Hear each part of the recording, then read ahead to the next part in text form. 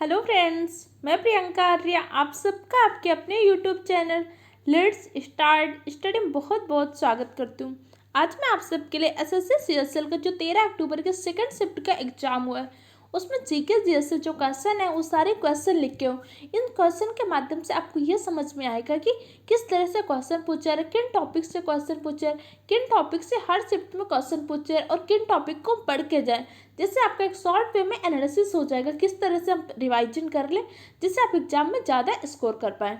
इसलिए इस वीडियो को पूरा एंड तक देखिएगा। तो चलिए देखते हैं कि हमारा पहला क्वेश्चन क्या पूछा गया था।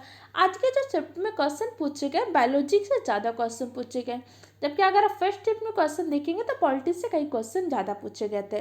तो चलिए सबसे पहले बायोलॉजी से काफ़ी सारे क्वेश्चन बहुत ही सरल वे पे पूछे गए।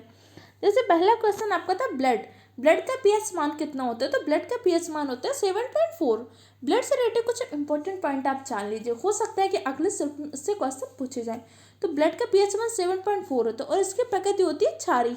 कोई भी चीज़ अम्लीय या क्षारीय इसका निर्धारण करते हैं पीएच स्केल के माध्यम से। पीएच स्केल में क्या होता है, आपके 0 से लेकर 14 तक की स्केल दी होती है। जिसका पीएच मान 7 होता है उसकी प्रकृति उदासीन होती है, जिसका पीएच मान 7 से अधिक होते हैं वो क्षार होती है और जिसके पीएच वैल्यू 7 से कम होती है वो अम्ल होता है। इसके अलावा ब्लड जो होता है, ब्लड आपके दो प्रकार के भागों से मिलकर बना होता है। पहला होता है आपका प्लाज्मा और दूसरा होता है रक्त कणिकाएं।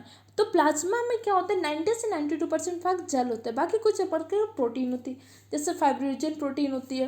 और इसमें आपके 3 प्रकार की रक्त कणिकाएं पाई जाती है, आपकी आरबीसी, डब्ल्यूबीसी और प्लेटलेट्स। और डब्ल्यूबीसी से क्वेश्चन भी आज के एग्जाम में पूछा गया है।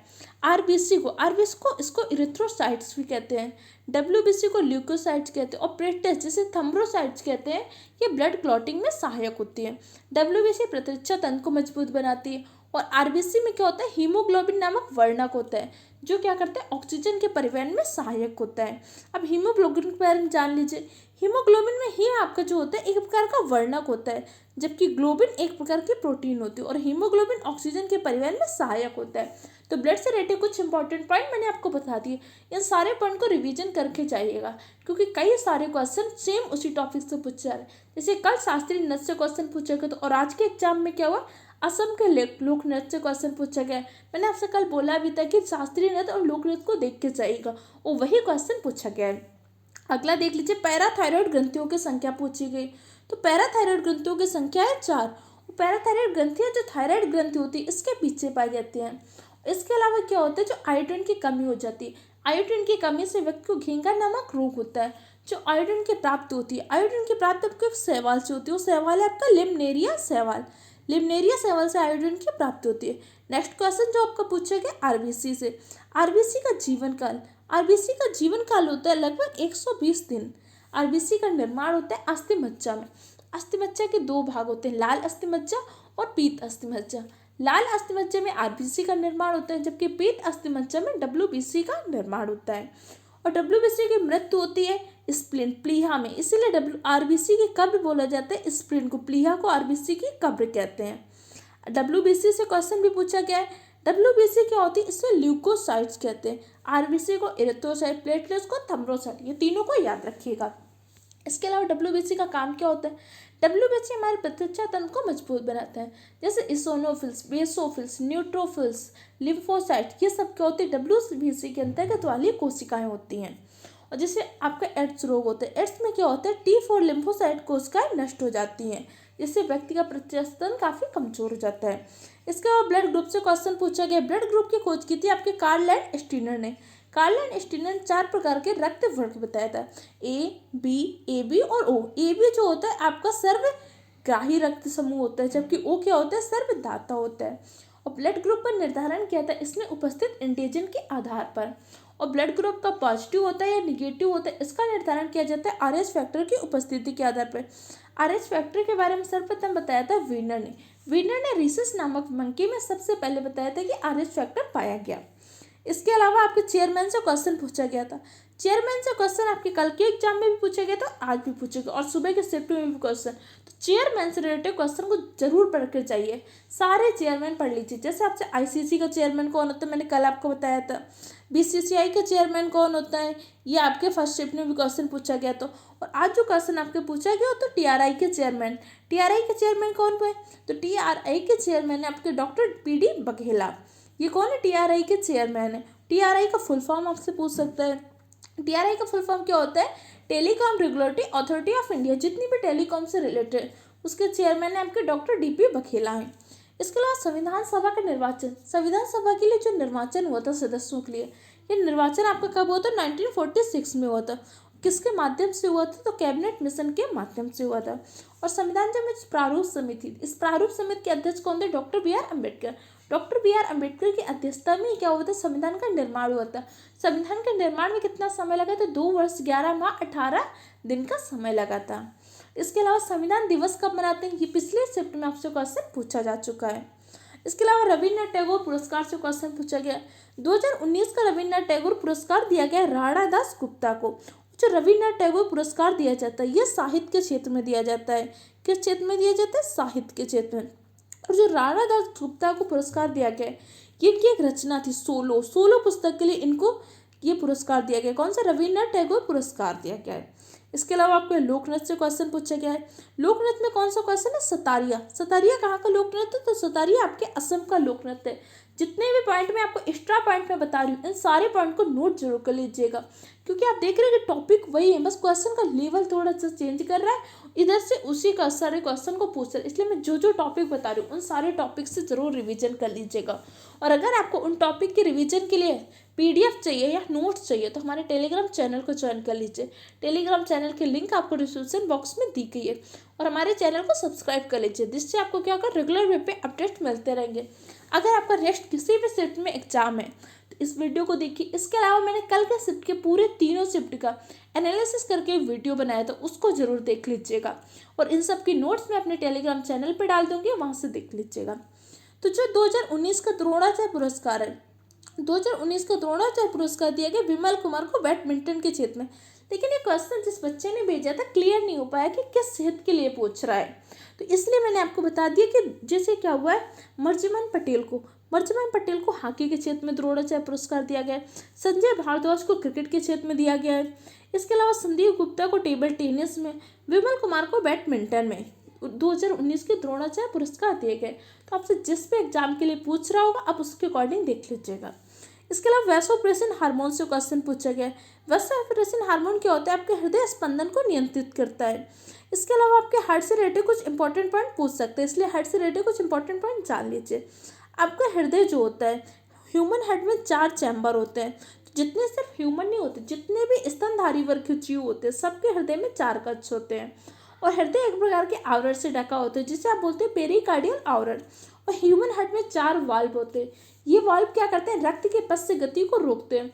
और कई बार क्या होता है, कैल्शियम की अधिकता के कारण वाल्व कठोर हो जाता है। अब जब वाल्व कठोर हो जाता है तो वाल्व उचित रूप से काम नहीं कर पाता है, जिसके कारण क्या हो पड़ता है, व्यक्ति के वाल्व को रिप्लेस करना पड़ता है। इस पद्धति को जीरो ग्राफ्टिंग पद्धति कहते हैं। इसके अलावा हेड में 2 प्रकार के नोड पाए जाते हैं, एसए नोड और एबी नोड। एसए नोड क्या करता है, आपके धड़कन को उत्पन्न करता है, जबकि एबी नोड आपके धड़कन का संचालन करता है। और जब ये दोनों प्रॉपर रूप से काम नहीं कर पाते तो उस टाइम पे क्या होता है, व्यक्ति के पेस मेकर लगा दिया जाता है। पेस मेकर क्या होता है, एक प्रकार का कृत्रिम उपकरण होता है। और ये कहाँ पे लगाए जाते हैं, तो पेस मेकर लगाए जाते हैं कॉलर बोन के नीचे। इंपॉर्टेंट पॉइंट है, हर एक पॉइंट बहुत ही इंपॉर्टेंट है आपके एग्जाम के लिए, इसको नोट जरूर कर लीजिएगा। पेस मेकर को लगा देते हैं कॉलर बोन के नीचे। और पेस मेकर में क्या होता है, लिथियम बैटरी का प्रयोग होता है। तो आपसे पूछ सकते हैं किस अंग में लिथियम बैटरी का प्रयोग होता है, तो हार्ट में, क्योंकि हार्ट में पेस मेकर को लगाते हैं। इसके अलावा एक क्वेश्चन पूछा गया था, ये क्वेश्चन क्लियर नहीं कि किस तरह से क्वेश्चन पूछा गया था। उसमें पूछा गया था, बच्चे ने कमेंट किया था किस समाचार पत्र के 50 वर्ष पूरे हो गए। तो उसमें ऑप्शन में ये नहीं क्लियर हो पाया कि कौन सा समाचार पत्र पूछ रहा था। तो इसलिए मैंने अभी आपको इंडिया अब्रॉड न्यूज़पेपर के बारे में बता रही हूँ, क्योंकि इंडिया अब्रॉड न्यूज़पेपर के अभी हाल ही में क्या हुआ है, मार्च 2020 में 50 वर्ष पूरे हो सकता है ऑप्शन में ये हो। अगर ऑप्शन में ये है तो इसका राइट आंसर यही है। अगर ऑप्शन में कुछ और है तो आप हमें कमेंट बॉक्स में सारे क्वेश्चन पूछ सकते हैं। अगर ऑप्शन में इंडिया अब्रॉड न्यूज़पेपर है तो अभी हाल ही में मार्च 2020 में इंडिया अब्रॉड न्यूज़पेपर के 50 वर्ष पूरे हुए हैं। इस क्वेश्चन का राइट आंसर यही है। इसके अलावा हेड के वजन से क्वेश्चन पूछा गया है। तो हृदय का वजन होता है लगभग 350 ग्राम। इसके अलावा पूछ सकते हैं कि आपके मस्तिष्क का वजन कितना होता है। तो मस्तिष्क का वजन होता है लगभग 1350 ग्राम। और शरीर का जो सबसे भारी अंग होता है, शरीर का सबसे भारी अंग होता है आपका लीवर। तो ये पॉइंट याद रखिएगा। इसके अलावा लीवर से रिलेटेड क्वेश्चन आपके एग्जाम में पूछे जा सकते हैं। लीवर क्या करता है, जो हमारे शरीर के जो भी टॉक्सिन्स होते हैं उनका भक्षण कौन करता है, लीवर करता है। लीवर में क्या होता है, पित्तरस का निर्माण होता है। पित्तरस हमारे भोजन के पाचन में सहायक होते हैं। इसके अलावा पित्तरस क्या करता है, इमल्सीकरण की क्रिया करता है। इमल्सीकरण की क्रिया का तात्पर्य क्या होता है, वसा को जल में घुलनशील बनाना। इसके अलावा सती प्रथा को किसने समाप्त किया था, ये क्वेश्चन भी क्लियर नहीं कि किसने समाप्त किया था पूछ रहा था। या सती प्रथा के खिलाफ किसने सबसे ज़्यादा प्रचार प्रसार किया था कि इसके विरोध में। तो अगर पूछेगा सती प्रथा को किसने समाप्त किया था, तो सती प्रथा को समाप्त किया था विलियम बेंटिंग ने। और सर्वाधिक सती प्रथा के खिलाफ लोगों को जागरूक किया था राजा राम मोहन राय ने। जो भी आपसे ऑप्शन पूछा गया उसके अकॉर्डिंग देख लीजिएगा। इसके अलावा कुछ और क्वेश्चन है जो आपके एग्जाम में पूछे गए। और हाँ, विटामिन से रिलेटेड क्वेश्चन आपके एग्जाम में बहुत पूछे जा रहे हैं। जैसे सुबह के सेक्शन में क्या हुआ था, विटामिन ए से क्वेश्चन पूछा गया था। अभी आपका क्या हुआ, विटामिन ए से क्वेश्चन पूछा गया। सुबह के सेट में आपका विटामिन डी से क्वेश्चन पूछा गया था। विटामिन ए का केमिकल नेम क्या होता है, रेटिना, जो मैंने आपको सुबह वाली वीडियो में समझाया भी था। अगर आपको देखना हो तो जाकर उसको देख लीजिए। मैंने ये भी बताया कि विटामिन ए की कमी से कौन सा रोग होता है। तो विटामिन डी एक ऐसे विटामिन है जो वर्णक के रूप में भी काम करती है, इसके अलावा हार्मोन के रूप में भी काम करती है। और इसकी कमी से क्या हो जाता है, आंखों में सूखापन और रतौंधी नामक रोग हो जाता है। विटामिन बी कॉम्प्लेक्स के अंदर अलग अलग विटामिन आते हैं। जैसे विटामिन बी12 की कमी से साइनोकोबालामिन, जो आपके फर्स्ट शिफ्ट में पूछा गया। विटामिन सी का केमिकल नेम स्कार्बिक एसिड, इसकी कमी से होने वाला रोग आपका स्कर्वी। विटामिन डी कैल्सीफेरॉल, इसकी कमी से रिकेट्स और ऑस्टियोमाइलिसिस नामक रोग हो जाते हैं। और इसमें क्या होता है, ऑस्टियोमाइलिसिस रोग में बीएमडी परीक्षण करना पड़ता है। बीएमडी का फुल फॉर्म क्या होता है, बोन मिनरल डेंसिटी। इसके अलावा vitamin E tocopherol, vitamin E की कमी से जनन क्षमता में कमी आ जाती है। विटामिन के, ये आपके क्या होता है, ब्लड क्लॉटिंग में सहायक होता है। और जैसे हमारे शरीर के अंदर रक्त क्यों नहीं जमता, इंपॉर्टेंट पॉइंट है। हिपैरिन नामक पदार्थ की उपस्थिति के कारण हमारे शरीर के अंदर रक्त नहीं जमता। वहीं बाद में क्या होता है, विटामिन के वो फाइब्रोइनोजन नामक प्रोटीन मिलकर क्या करते हैं, ब्लड क्लॉटिंग में सहायक होते हैं। तो इंपॉर्टेंट क्वेश्चन जो आपने अब तक सेंड किए तो उन सारे क्वेश्चन के मैंने आपको आंसर बता दिए। उन टॉपिक से रिलेटेड कुछ इंपॉर्टेंट पॉइंट बताए। अब कुछ इंपॉर्टेंट पॉइंट है, टॉपिक है जिनको जाकर आप स्टडी जरूर कर लीजिए। अगर नेक्स्ट शिफ्ट में किसी भी उसमें आपका एग्जाम है तो इन टॉपिक को पढ़ के जाइएगा। पहला आपका संविधान सभा, इसको अच्छे से पढ़ लीजिएगा। संविधान सभा के अध्यक्ष, प्रारूप समिति, इन सब को। इसके अलावा युद्ध से रिलेटेड क्वेश्चन पूछ लिए, जैसे पानीपत के युद्ध से क्वेश्चन पूछा जा चुका है। इसके अलावा जितने भी अध्यक्ष उन सबको पढ़ लीजिए। और विटामिन की कमी से होने वाले रोग, इन सबको अच्छे से पढ़ के जाइएगा। ब्लड के बारे में पढ़ लीजिएगा। और पाचन से रिलेटेड एक बार पढ़ लीजिएगा, क्योंकि पाचन से रिलेटेड क्वेश्चन हो सकता है आपके एग्जाम में पूछे जाएं, क्योंकि अभी तक इससे क्वेश्चन नहीं पूछे गए। तो इन सबको अच्छे से देख लीजिएगा और अपने नोट्स का रेगुलर वे पे रिवीजन करते रहिए। और जो मैंने इंपॉर्टेंट पॉइंट बताए इन सबको जरूर नोट कर लीजिएगा, ठीक है। और अगर आपको इन सब टॉपिक की, जो टॉपिक मैंने आपको बताया, इनके नोट्स चाहिए तो हमारे टेलीग्राम चैनल को ज्वाइन कर लीजिए। वहाँ पे मैं आप उन सबके नोट्स आपको प्रोवाइड करवा दूंगी। ओके फ्रेंड्स, अगर आपको वीडियो हेल्पफुल लगा है तो चैनल को सब्सक्राइब करें, वीडियो को लाइक करें और अपने दूसरे फ्रेंड के साथ भी शेयर करें। Okay friend, thank you for the watching my video.